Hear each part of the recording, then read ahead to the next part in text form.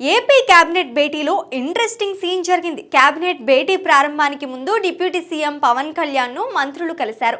తమ నియోజకవర్గ గ్రామాల్లోని రోడ్ల నిర్మాణాలకు నిధులు మంజూరు చేయడంపై డిప్యూటీ సీఎంకి మంత్రులు ధన్యవాదాలు తెలిపారు. గత ప్రభుత్వంలో విధ్వంసమైన రోడ్లతో ప్రజలు చాలా అవస్థలు పడ్డారని, ఆ రోడ్లు ఇప్పుడు బాగుపడుతున్నాయని ప్రజల తరఫున తాము కృతజ్ఞతలు తెలుపుతున్నామన్నారు మంత్రులు. ఈ సందర్భంగా మంత్రులు పవన్ కు సన్ఫ్లవర్ ఇచ్చి థ్యాంక్స్ చెప్పారు. దీంతో పవన్ ఆ పువ్వును చూసి తెగ మురిసిపోయారు. ఆ ఫోటోలు ప్రస్తుతం నెట్టింట్లో వైరల్ అవుతున్నాయి. పంచాయతీ రాజ్ శాఖ ఇప్పటికే మొదటి విడతగా రోడ్ల నిర్మాణాలకు నిధులు మంజూరు చేస్తూ జీవో జారీ చేస్తుంది. మొత్తంగా 26 జిల్లాల పరిధిలోని 157 నియోజకవర్గాల్లో 4007 కిలోమీటర్ల మేర రోడ్లను పటిష్టపరిచేలా కార్యాచరణ సిద్ధం చేస్తుంది.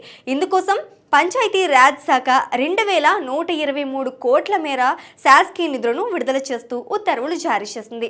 పల్లె పండుగ 2.0 పేరిట చేపట్టే రహదారి నిర్మాణాలకు ఉప ముఖ్యమంత్రి వర్యులు ఇటీవలే శంకుస్థాపన చేశారు.